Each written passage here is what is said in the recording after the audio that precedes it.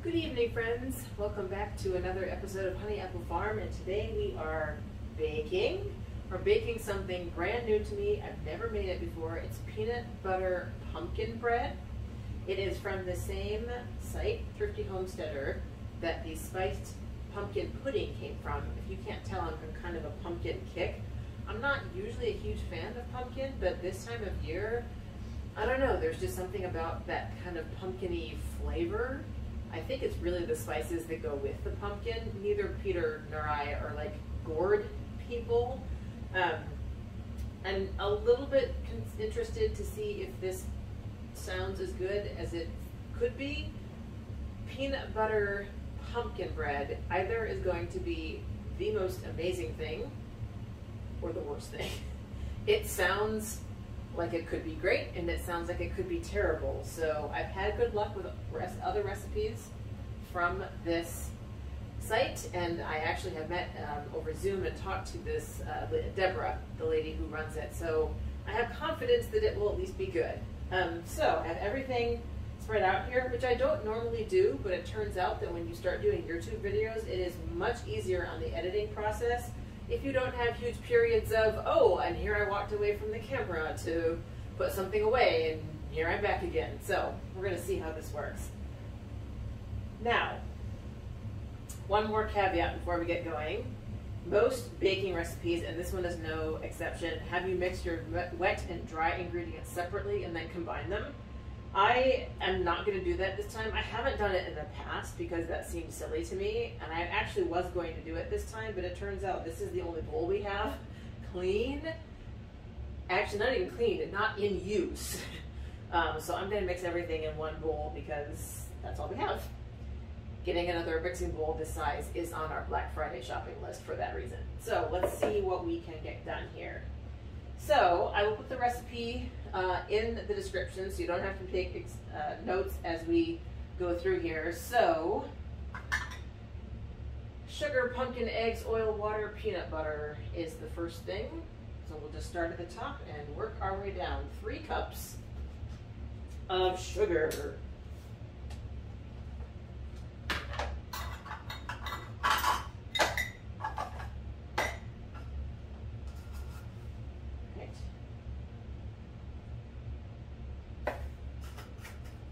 First,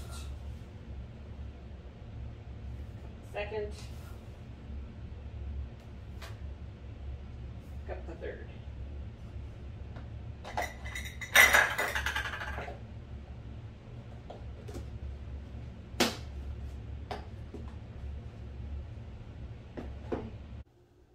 So it turns out there are a few things that I forgot to get out when I was prepping. One of them is the already open can of pumpkin.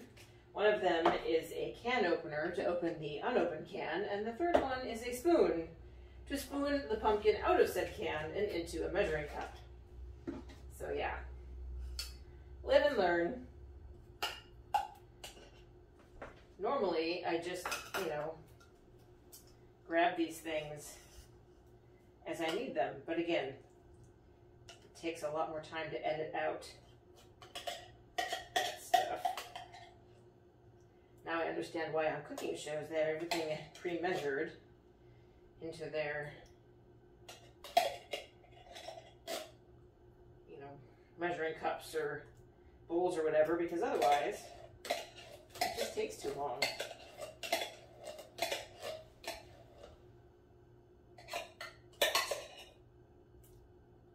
So interestingly, I was looking at the label on this pumpkin today. This is the same Libby's all-natural pumpkin filling I used earlier, and I was looking at the label because there was an organic brand in the grocery store, and I thought, organic?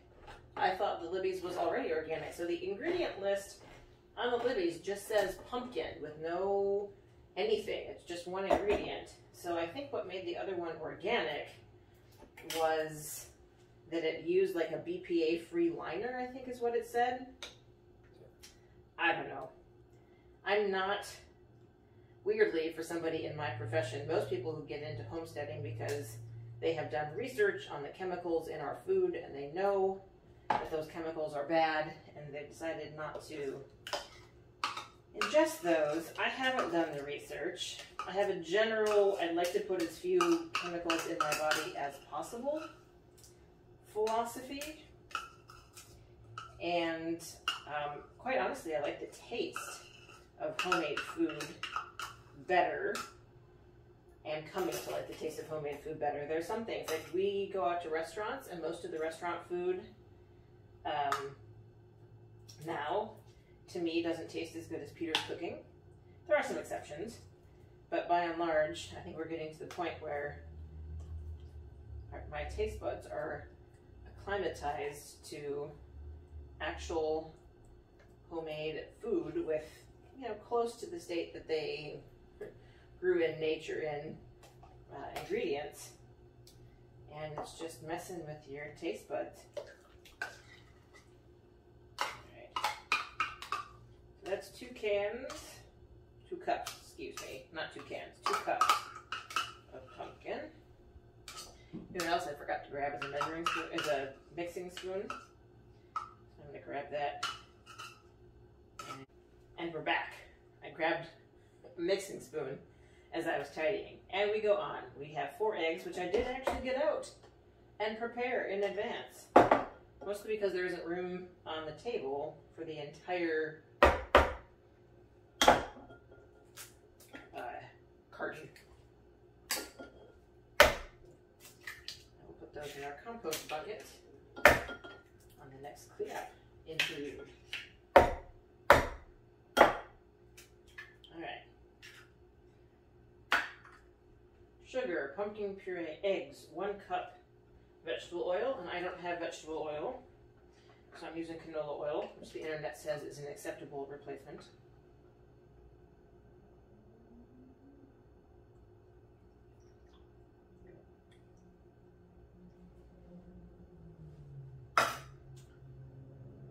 ¾ cup water, which I also measured in advance. How fancy are we? Okay. And 2/3 cup peanut butter. Now, I have never actually measured out peanut butter. You know, peanut butter goes on bread. So I'm going to try the same trick. I feel like peanut butter is going to be awfully sticky, and with other sticky things like maple syrup and honey, if you put a tiny little bit of oil in the measuring cup, then it doesn't stick to the side. So I'm kind of hoping that's true here as well. I think I might need a spoon for this. I'll be right back after a cleaning interlude and we'll grab a spoon for the peanut butter. Okay, so we're going for 2 of these. This is a 1/3 cup and we need 2 of them. I'm using crunchy peanut butter, A, because it's what we have open, and B, because I like crunchy peanut butter. The recipe does not specify what kind of peanut butter, so we'll just assume that this is fine. I mean, how could it not be fine? It's crunchy peanut butter.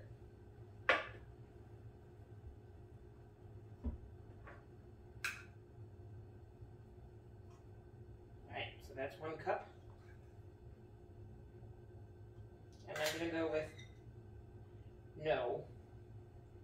Smearing the inside of this one does not seem to help much. Oops, let me tie this back up. Actually, let me just take this off altogether. There we go.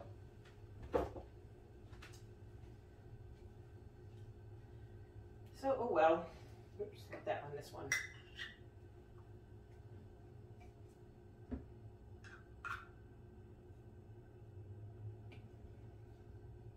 Now, having never made this, I don't know, but I am tempted.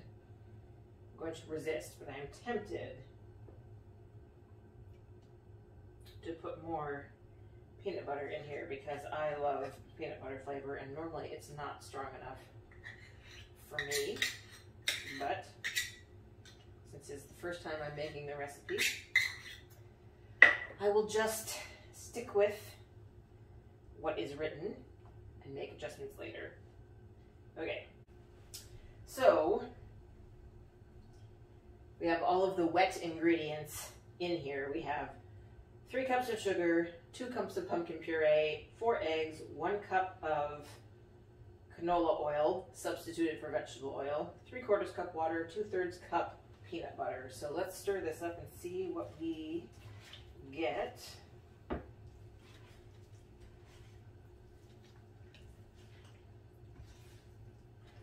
All right, so blend it well, and then we're going to put, so if I was following the instructions, I would then put the dry ingredients, the flour, baking soda, salt, cinnamon, and nutmeg, together in a bowl. And then it says gradually add to the pumpkin mixture and mix well. Again, I'm not doing that. So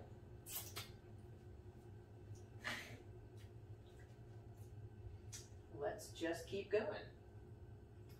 3.5 cups of flour.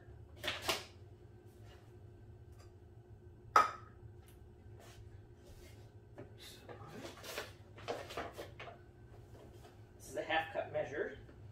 So we'll need to do this 7 times. That's 1, 2, 2. Oops, that's the sugar. We don't want more sugar. We want this one. There we go. And I know you're supposed to level this off with a knife. I don't bother. 3, 4, 5, 6, 7. So it's 3.5 cups of flour. 2 teaspoons of baking soda. So a funny story about the baking soda. We are all out after my towel degreasing adventure, and I went to the store today to get more, and the regular small boxes, there were 2 left at the very top shelf at the very back, and I couldn't reach them. So I just got the big one because, you know, hey, at some point we're going to need this to degrease more towels, so it's not like it's going to go to waste. I am actually going to have Peter buy a small one for cooking and move this out to the garage, but for now I have baking soda and that's what I needed. Okay, 1.5 teaspoons of salt.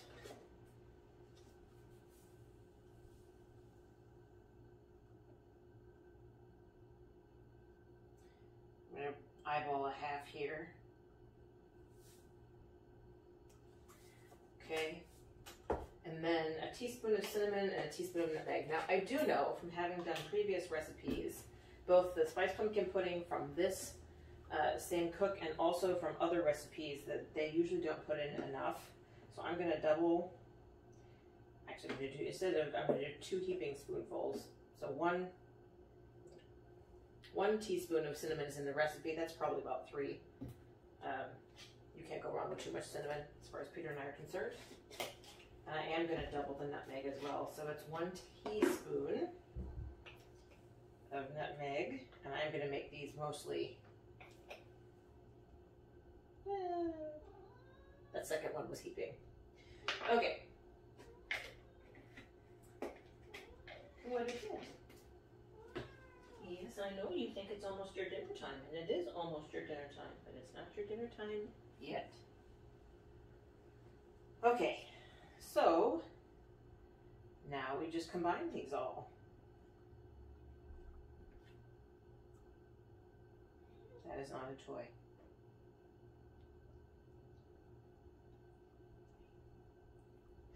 My mom used to bake a lot at the holidays. She made cookies in the summer, but her big thing at the holidays was baking, and a lot of cookies in particular. And the bug has never really struck me this much before. I do have an awesome cookie recipe that I make at Christmas time. It's a friend of mine in college. She took the chocolate chip cookie recipe, but instead of using chocolate chips, she cut up pieces of Andes, those little Andes Candies mints. So it's basically chocolate mint chip cookies, and they are phenomenal. So I've made those a number of Christmases in a row, and I love them. But this kind of obsession with pumpkin flavored things and wanting to bake, you know, a variety of things and try a variety of things, this is kind of a new experience for me.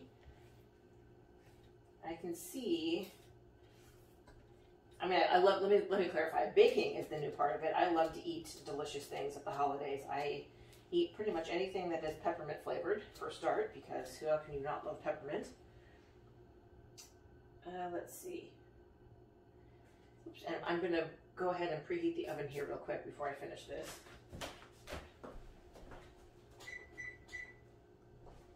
Since that will take a few minutes. So, this is what it looks like. It's very wet, which I guess makes sense. Like muffin mix, I expected it, I guess because it's a bread, to be more bread-like. All right, so let's do a taste test.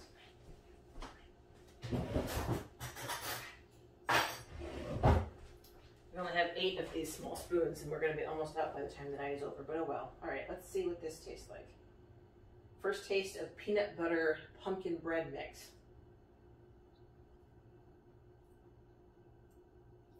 Oh, that's good. That's really good. It has the cinnamon, nutmeg, pumpkin spice flavor to cut some of the peanut butter isn't really heavy, but that very peanut flavor. And so there's this really light combination of peanut butter plus that nutmeg, cinnamon, pumpkin flavor. Oh my gosh, this is incredible. I could eat that all day. All right. Hell yeah. I'm going to do a taste test with Peter just to see if he thinks anything else needs to be added, and then I will be back to put these in the pan and get them in the oven. I'll be right back. Okay, the consensus is unanimous. That is freaking delicious, which is amazing. And with a title like peanut butter pumpkin bread, it either was going to be amazing or terrible. It is absolutely amazing. Peter and I think it is fantastic. We're not doing anything else to the recipe, so I'm going to get these in the container and get them in the oven. Now, the instructions do also say that through experience, the creator of this recipe, heavily recommends oiling and flouring your pans. These are silicone, they're not metal or glass, and we have never had a problem with anything sticking to these so far. So, I am going to just put them in here with no extra greasing or flouring. I might do some flouring, actually. Now that I say that out loud, I'm going to put a little bit of flour in here.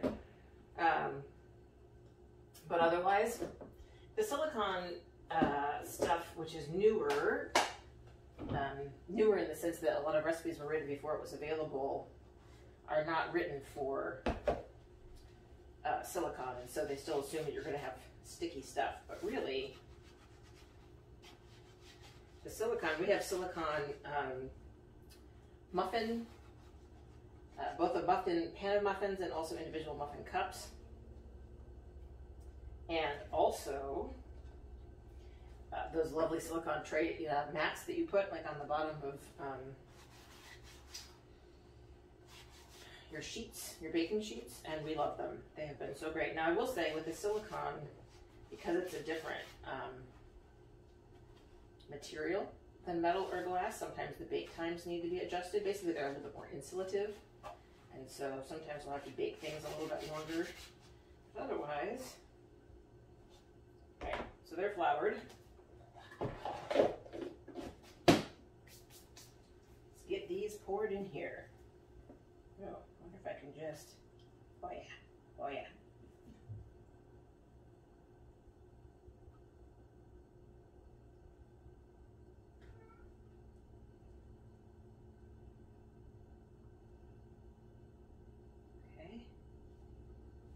So those are ready.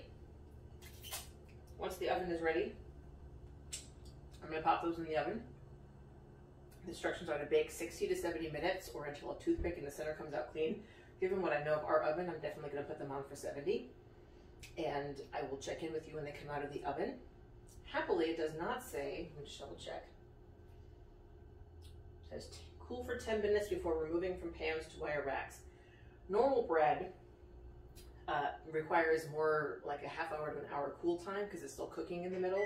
But quick breads usually don't require that because they're cooked all the way through. So happily, when we take it out and let it sit for 10 minutes, we should be able to slice it and eat it. So I will check in with you, excuse me. So I will check in with you guys when it comes out of the oven, probably, and let you know how it did. Oh my gosh, you guys, I wish I could send you a smellogram and you could smell what I am smelling right now. Have been smelling for the last 70 minutes. It smells as good as it tastes. It smells like a combination of peanut butter with cinnamon and nutmeg and a hint of pumpkin. Spiced peanut butter almost, if that makes sense. And it smells, oh, I can't wait to eat this. This smells so good. Sweet and yet savory, I guess, at the same time. Okay, loaf number 1 is out on the cooling rack. And loaf number 2 just came out of the oven. For some reason, loaf number 2 took about 20 minutes more to firm up in the middle. I'm not sure if that has to do with where it was in the oven or what, but I wanted to record this. So remember how I said that the recipe said to oil and lightly flour, and I wasn't sure I needed to do so? Well, I'm pretty glad I floured, because as you can see, there is a little bit on the bottom there and a little bit on the sides as well. So I imagine if I hadn't floured, that might have been a little stickier. So yes, definitely glad that I floured, and now we just need to wait for it to be cool enough to taste. Okay, friends, it is taste testing time. I've cut a piece. Ooh, I'm not sure that I can actually. Oh, okay. Oh,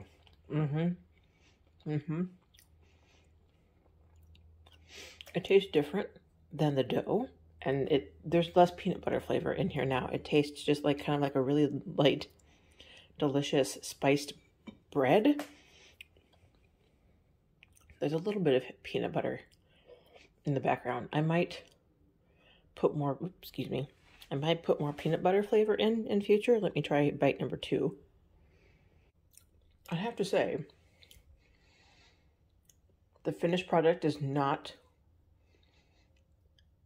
as amazing as the dough or the way it smelled. I think it's because a lot of the peanut flavor has gotten lost. So maybe either more peanuts, or just more peanut butter in general. I'd wondered about that, because peanut butter is one of those flavors that can fade away. And this one definitely did. So I'm going to take a piece to Peter and see what he says. But yeah, the dough was absolutely incredible. Like, I could eat the dough all day and it smelled amazing. But we're missing some of the peanut butter flavor here in the finished product. Well, the verdict is in from both Peter and myself, and the bread definitely does not taste as good as the dough or as good as it smelled. And our conclusion is that in the dough, the peanut butter flavor isn't a lot more prevalent, and that either got baked out or maybe just overwhelmed in the baking process. So trying to think about different ways to bring out more of the peanut butter flavor going forward. Obviously, you just can't add more peanut butter to a recipe. It changes the consistency. The main dry ingredients in this recipe are sugar and flour. So maybe you could, reduce the sugar, reduce the flour, reduce one, increase the other to allow for more peanut butter to go into the recipe. It's also possible that the peanut butter flavor will be stronger when the bread is cool. Like maybe when it's warm, it's just not as strong. There's definitely a peanut butter undertone, like an aftertaste, but it's not nearly as strong in the dough. When you had it, it was like equal parts peanut butter and pumpkin spice flavor. And this one is definitely kind of a pumpkin, like a medium bog standard pumpkin spice flavor with a little bit of peanut butter aftertaste, which is not quite what I was hoping for. So definitely a decent first attempt and some finagling to do to get it to taste in its baked form as good as it tastes in its dough form. So thanks for coming along on this journey. I hope you guys are having a great evening, and I will see you soon in my next video. Bye for now.